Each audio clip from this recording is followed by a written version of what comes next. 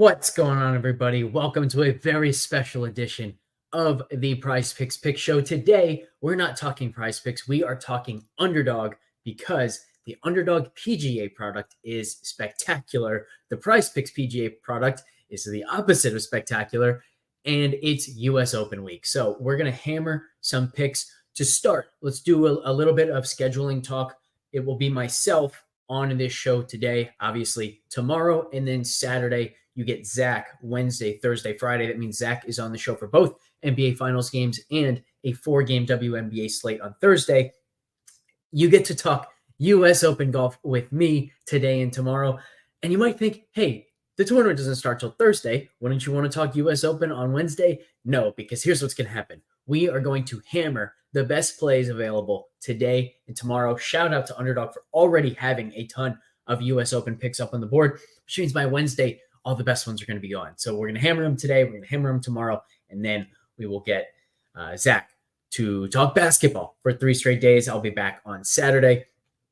Let's jump right in. A lot of the time, actually most of the time, what Zach and I do is we come onto the show, and you guys know this, we've got a 6-pick play or something already picked out. We've already made the play ourselves. We've already shared it in the Pick'em Discord. Today is not that type of day. I don't have a play yet. I have 2 picks in mind for the U.S. Open already, but we might find some more. We're going to build out a 6-pick Underdog play today here live on the show. And part of the reason for that is baseball picks have been a little bit slow to get up and running today, including on PrizePicks, which means they're not in the tool yet for us over on FTNFantasy. So we really are going to be finding these picks together live. If you find something that you like, you want me to check out, please, please, please drop it in the chat. We may even end up using a pick that you suggest in our 6-pick play. So the more the merrier in that live YouTube chat. Please, please, please drop into there. Let's start in the PGA. And by the way, if you have picks in mind, they don't have to be U.S. Open specific. They can be baseball. They can be WNBA, something that's up there. They can be, Game 3 for the NBA Finals, whatever. If you've got something in mind, drop it in the chat, and we will potentially use it in the 6-pick play. But let's start with some U.S. Open stuff. And Justin and I on Pro V Pro will be diving deep into Pinehurst number 2, what we expect from the course in terms of scoring, what we expect in terms of course fit. And I think that's going to be a really fun show. If you don't know, I'm a professional golfer. Justin, previous professional golfer. So we have some pretty unique insights into how a course will set up, how Pinehurst will set up. I've played it. I think Justin has as well. So we can take a pretty unique, perspective on this tournament. And I think the really cool thing is we're going to be able to help you guys with betting. We're going to be able to help you with the PrizePicks and Underdog stuff. We're going to be able to help set your DFS lineups over on DraftKings or FanDuel this week. But even more than that, we're going to be able to help make your viewing experience that much better. So please check out Pro V Pro. That will be out sometime tonight, maybe early tomorrow morning at the latest. With that, the one thing I will say about the course here on this show is that we expect it to be extremely difficult. Lots of bogeys around every turn. So they're long holes. We expect the course to be rock hard, super fast, balls rolling across these greens, down the greens. They're like turtleback shaped greens. So we expect a lot of bogeys first and foremost, which is where I want to start. Easiest way to do this here on Underdog is we're just going to search bogeys. So when we search bogeys, let me blow this up a little bit for you guys. We have 2 guys at 4.5, Tiger Woods and Phil Mickelson. Where are you, Phil? Hopefully they didn't take Phil down. Maybe I missed him. I'm going to start with Tiger. More than 4.5 bogeys. I love the guy. Man, the short game, the putting, they haven't looked good either at Augusta or at the PGA Championship. The PGA Championship was a significantly easier golf course than this one. He was still making bogeys like crazy there. I love the guy. I hope he plays well. I think he's going to make 5 bogeys or more in round 1. I think most guys are going to make that many bogeys. So somebody who hasn't been playing very well and hasn't been playing much at all is going to have a tough time. And then hopefully Phil is still here. Let's see. He is. Perfect. Same idea with Phil. He just hasn't been very good. And the difference between Phil and Tiger, by the way, Tiger has always been elite when it comes to bogey avoidance. So with Tiger, we're really relying on the fact that he's just not himself. He's not playing that well. Phil, on the other hand, has always been, for someone with a magical short game, you wouldn't expect him to make as many bogeys as he does because he takes risks and he gets very, very wayward off the tee at times. This is a golf course where when you're wayward, you get into this wiry, like sandy grass. You might, if you're lucky, it's like being in a fairway bunker. But you also get instances where your ball is just stuck behind a little tiny bush and you've got absolutely no chance of getting it anywhere close to the green. So I think both of these picks are really strong, more than 4.5 bogeys for both Tiger and Phil. I guess I have to zoom out for you to actually see that over on the right-hand side. But from here, there are a couple things we could do. The first is we can say, okay, notice instead of getting the standard 3x payout, because we have 2 of these bogey picks, it goes down to 2.76x. That's not a big penalty. I don't mind that penalty. But what we can do is we could go over to birdies. And if we want to add some birdie picks, you'll notice this payout gets really, really strong. So as I search this board, what I see is we got Scotty at 4.0. We have Tiger at 2.5. I like the bogeys more for Tiger, but almost everybody else is either at 3.0 or 3.5. When it comes to win percentage of a play, getting 6 for 6, there's no difference between 3 and 3.5. Yes, 3 is obviously better because a tie is better than a loss. If they land right on 3, it becomes a 10x payout instead of going all the way down to 2x. But I think the best way to do this, if you're going to birdies, is to say, all right, if the win probability, the overall 6 for 6 percentage is the same, whether it's 3.5 or 3, then I just want to go to the best players at 3.5 who make a lot of birdies, and that is Rory and Xander. So if we're going to do this, the play is Rory higher than 3.5 and Xander higher than 3.5. And now, notice, remember, we were at 2.7x below the standard 3x payout because now we have a balance between not expecting the course to play easy, but expecting players to accomplish something, to do well, and then players to do poorly with the bogey picks. This goes from the standard 10x to 11.5x if we go with the standard instead of the flex play. So this is a very viable route. I do think this is solid, but personally, I expect Tiger and Phil to make more than 4 bogeys. I don't necessarily expect Rory and Xander to make 4 or more birdies. So what I would rather do is start with just that base of 2 bogey picks, Tiger and Phil, and then go create a 6-pick play out of baseball picks, out of WNBA picks, out of NBA picks, whatever, for the next couple days. Maybe we don't end up building out a full one today. We can rapid fire this, right? More MLB picks are going to come in. But for now, what I'm going to do is I'm going to remove both Rory and Schauffele from this. We've got a base now of these 2 U.S. Open picks. Let's go over to baseball. And for that, we're going to use our PrizePicks tool. You can always do this, by the way. Always, always, always. So go into baseball, and now we see at the top, I'm going to refresh this just to make sure it brings in all of the plays. So we've got a couple pitchers here who shine at the top. Kyle Harrison, more than 23.5 fantasy points. We'll talk about the difference in scoring, by the way. So the first thing that you have to do is you have to hope, does Underdog have Kyle Harrison? And if they do, where's he at? So I'm going to go over, I'm going to search Kyle Harrison, and he doesn't have a fantasy points prop, at least not yet, over on Underdog. So I'll just go to the next guy in line. Spencer Arrighetti, more than 26.5 fantasy points. And let's also, for curiosity's sake, let's go check out strikeouts real quick. So we've got Kyle Harrison at 4.55, Arrighetti at 5.64. I'm going to check Kyle Harrison. He was at 4.0. That was just taken down. So it'll be interesting to see where he comes back at. Arrighetti is at 5.5 strikeouts for 1.1x. We'll take a look at that.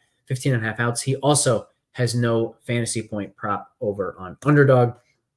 I'm gonna refresh the Underdog page as well because those were also coming in basically right as I started. So let's see anything for Harrison. So Harrison's 4.0 strikeouts is back. We'll take a look at that one.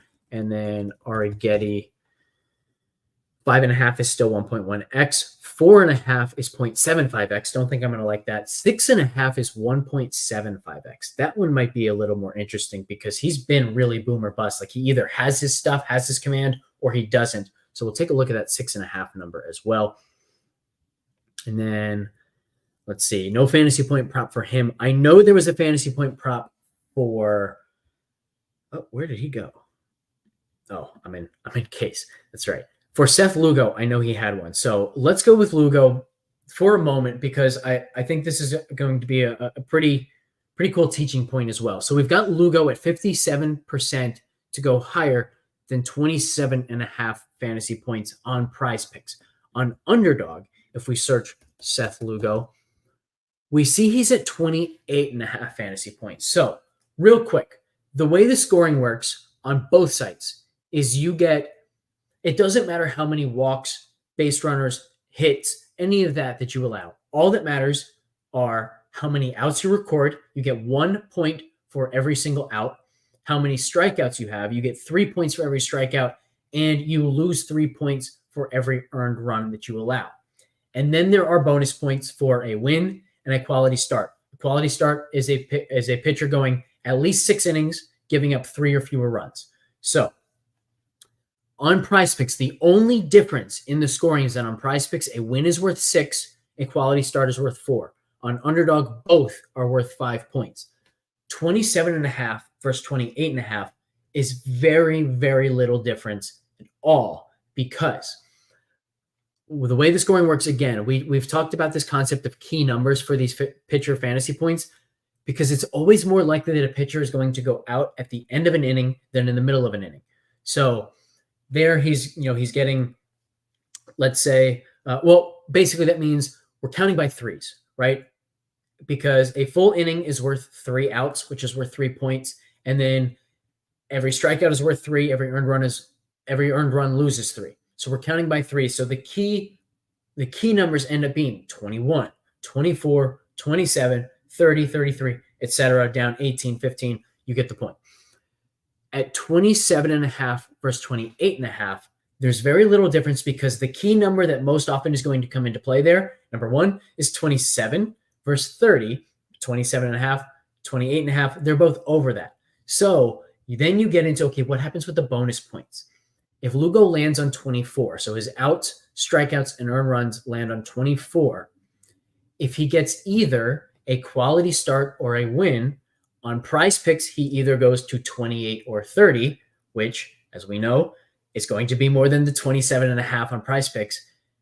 If he lands on 24 and gets either the quality start or the win on Underdog, it's worth 5, and he gets to 29, which beats 28.5. So I view these as very, very, very similar plays, very similar lines. The win probability is almost going to be identical, but 57% may be good enough. It may not.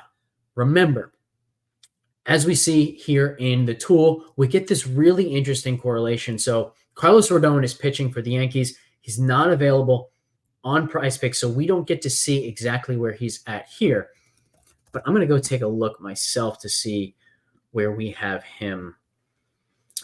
Because what I'd like to do here is just take advantage of some correlation. So we have Rodon. Let's see. I need to go to a different tab real quick. We have Rodon at 5.6 expected strikeouts, 16.3 DraftKings points. Let's see, where is Lugo in terms of DraftKings points? So Lugo, for comparison's sake, 5.2 strikeouts, 15.4 DraftKings points. So we have Rodon projected better. On Underdog, Rodon is available at 31.5 fantasy points. Now, do we have anything of Rodon's here? So I could go like this, for example. I could just take Rodon, turn that around, and add him here. This is going to be a very bad play, but we're going to see some positive correlation. Remember, there's this really hidden correlation, positive correlation between pitchers. Why is this? Because we don't know how the strike zone is going to be. We don't know how the weather is going to impact the ball. And we don't know what the batter's eye looks like, what, how the lighting allows the hitters to pick up spin, things of that nature. So there's this very strong hidden correlation between opposing pitchers, despite the fact that they can't both get the win. I don't want to play Lugo on his own on underdog, but taking both Lugo and Carlos Rodon higher fantasy points is what I'm going to do.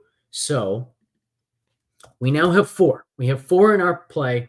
We've got Lugo, we've got Phil Mickelson, we've got Rodon, and we have Tiger Woods. Let's see if we can find two more. Come on, guys. Give me something. Throw something in this chat. Let's look through some stuff. Let's see if we can find two more, because honestly, it's not the easiest day to find some stuff. You can see here, like looking at strikeouts now, there's not a ton to really, really like here. A lot of less than plays, which we don't often see in the strikeout department. Let's see what Paddock looks like. His strikeouts. We can also go to outs, I think. So Paddock, less than 6 strikeouts is 59.4%. That's pretty interesting. Oh, and I did say I wanted to look at Arrighetti more than 6.5. See what that looks like. Only 32%. So 32%, that should be 33% would basically be a 2x play. So we're only getting 1.75x. So I'm not going to go to this Arrighetti more than 6.5, at least not at the recommendation of the tool. I might go look at it myself and decide, you know what?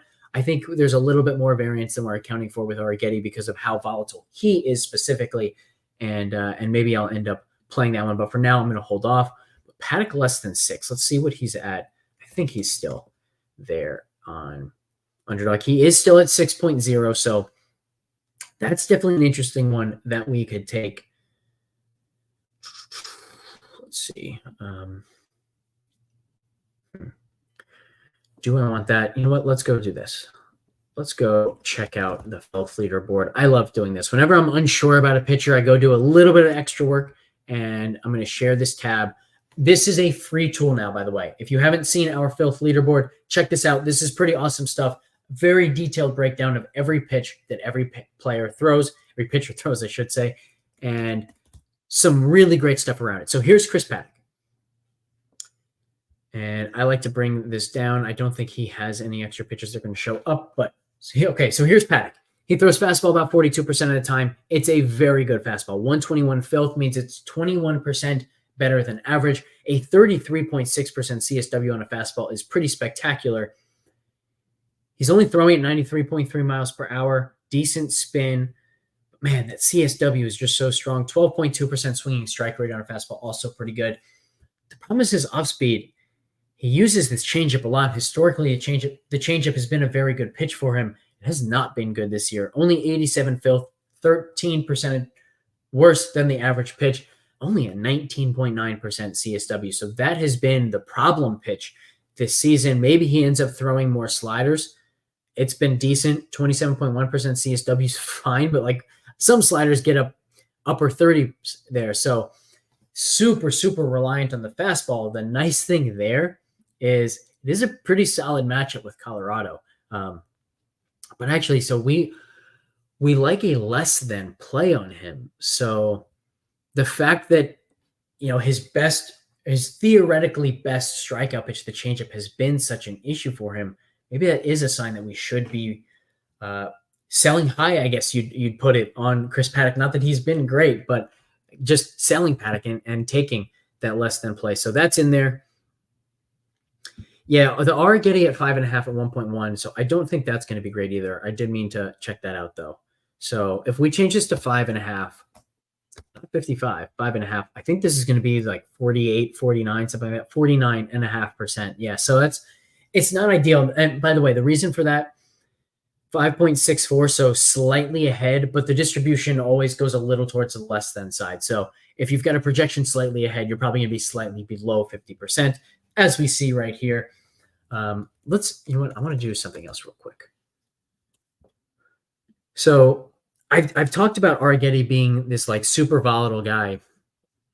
So he has games of 3, 5, 7, 6, 4, 5, 6. That's less volatile than I would have expected. But then 7, 8 and 4 in his last 3 starts. He only pitched 64 pitches in his last start against St. Louis.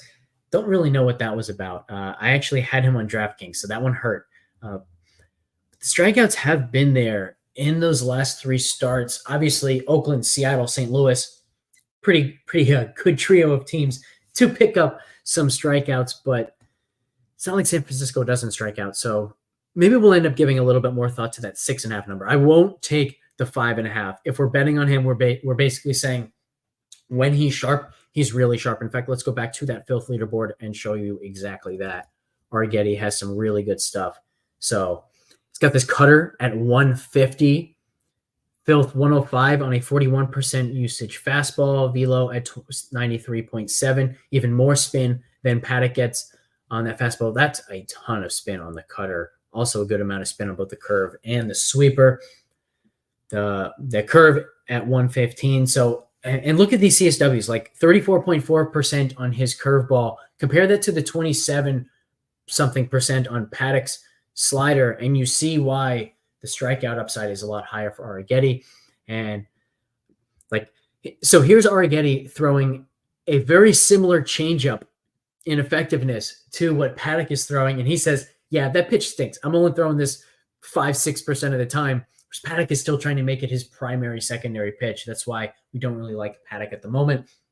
So, man, I don't like betting against a pitcher facing Colorado outside of Coors, but we might end up having to do that today.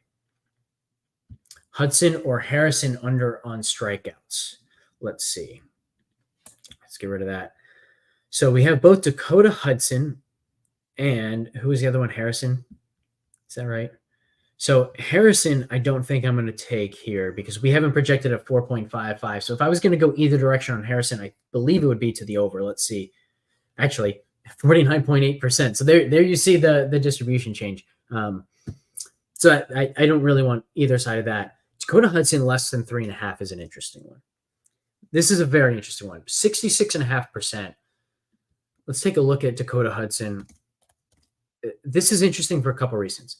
Just talked about the correlation between opposing pitchers that we have with Lugo and Rodon. We have a chance to do the exact same thing, taking unders here on Hudson and what's his face? Paddock. So maybe that's what we'll end up doing. Let's take a look here. So you can see like the CSW, everything except for the curveball under 30%. The filth is not great. The velo is down. The spin is down.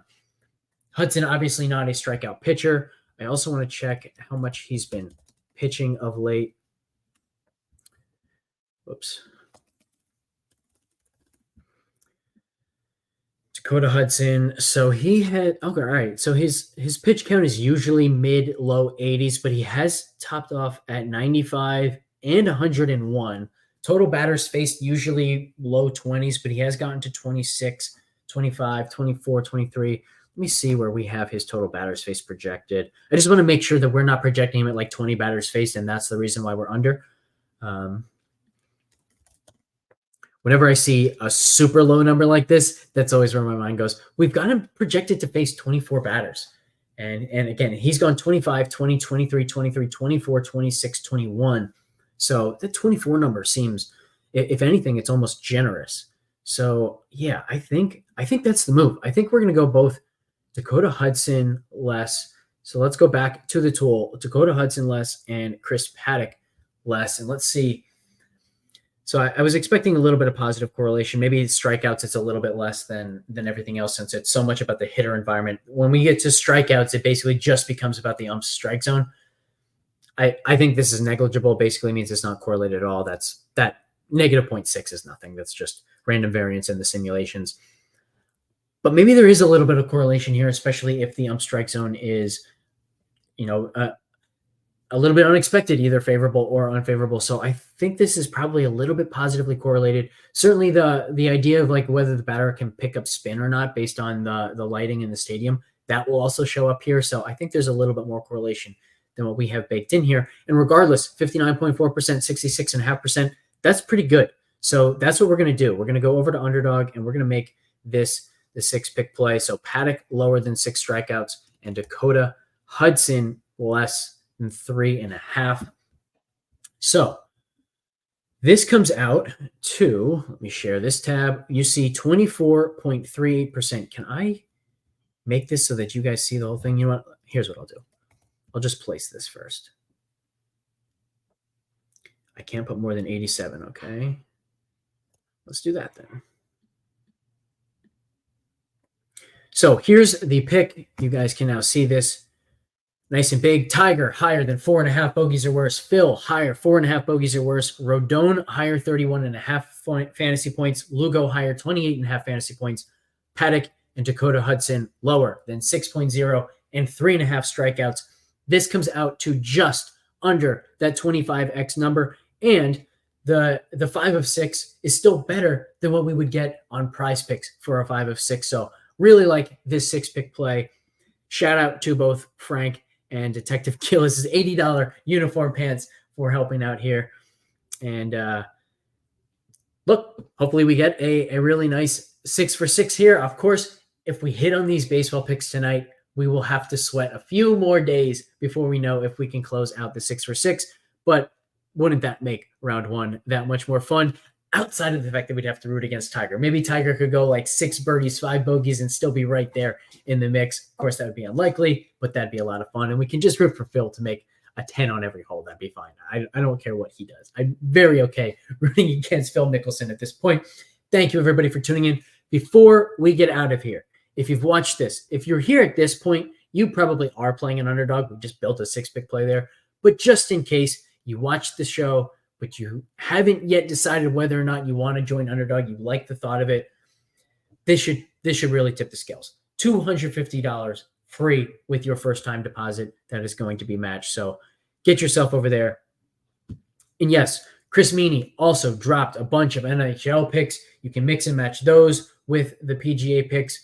You can basically do anything you want with those combinations. I'm sure Zach will post some WNBA picks today, tomorrow, whenever. I don't know exactly when those games are. Maybe they don't play today, but I saw some WNBA picks up on the board already, so he might drop those in there.